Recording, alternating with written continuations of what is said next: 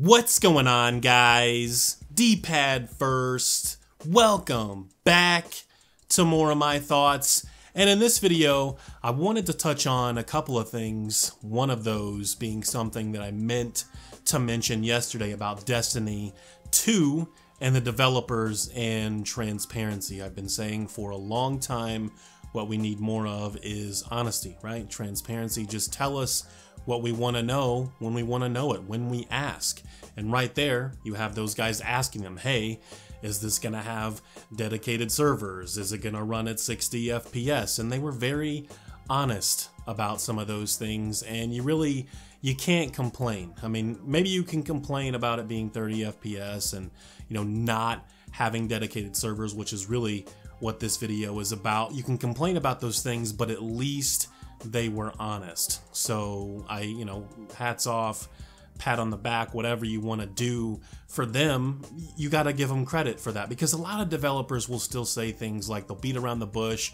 Oh, we're not ready to talk about frame rates and what kind of servers we're using and things like that. They'll beat around the bush, you know what I mean? Oh, we're working really hard to get this game running the way we would like it to run, and we'll have more information soon, that kind of thing. And that's, to me, that's unacceptable. Just tell me, like, you had a target for this game very early on in development, so like you can't BS me and say that you don't already know. So I'm sure there's like rare cases where maybe some of that stuff is like a last minute in the last like 5-6 months of polished is decided or something. I'm not really sure, but rare cases, right? Most of these developers know what they're trying to target very early on. So Destiny 2, I think more so than the 30 FPS thing on consoles is lack of dedicated servers. And I think it was even confirmed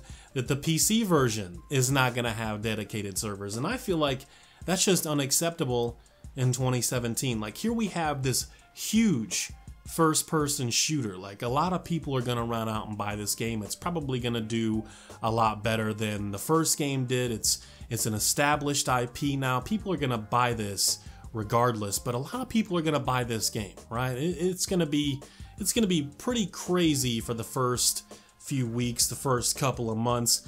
The numbers are going to be really high as far as like, currently playing, whether you're on Xbox One, PlayStation, and probably even some degree PC, and we don't really know when the PC version is coming out, right? So what we do know is that it's not coming day and date with the console release, but it's going to have big numbers. And the fact that the budget that they've been given for these games, a lot of that is marketing, sure, and I'm sure they spend a lot of money on the actual development and some of the music and all of the other things that goes into the development process. But you can't give us dedicated servers, right? Or why not use what Microsoft offers? I don't know if it's free or there's some charge for developers, but I mean, you have access to that as well. Maybe you don't on the Sony side, but the thing is, either way, no matter how you slice, and especially you're going to have a PC release. And on top of that, a PC release that's not releasing at the same time as the console versions, and still not give dedicated servers to the PC version. I mean, it's just, every game that you play on PC is not dedicated servers. So I don't want to make it sound like that, but this is a big game. This is a big deal.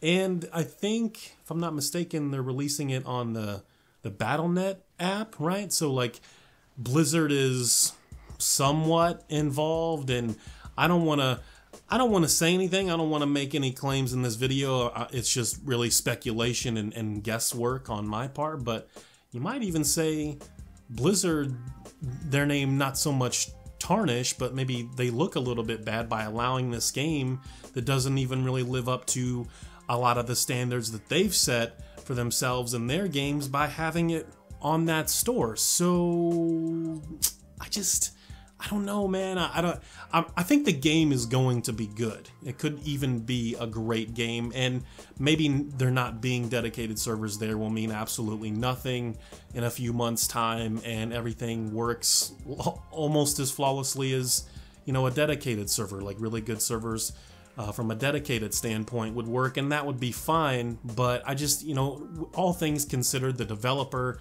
the budget that these games get, not having dedicated servers just seems... There's games with much lower budgets that don't cost anywhere close to something of a Destiny or a Watch Dogs or a GTA or whatever, and they have dedicated servers. So I mean, it's just some of the stuff doesn't add up for me, and that's kind of the point of my video. Let me know what you guys think. I mean, let me ask you this: if you're a console only gamer, let's forget about my PC gamers for a moment, would you rather have 60 FPS or dedicated servers? That'll be an interesting topic even for maybe my next podcast, if I can remember that. So should be interesting. Let me know in the comment section just about what you think about this in general, as well as the question I just had for you guys, and I do appreciate it. You guys take care. Have a good one.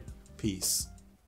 Like, the person who's doing the best, maybe even have the least.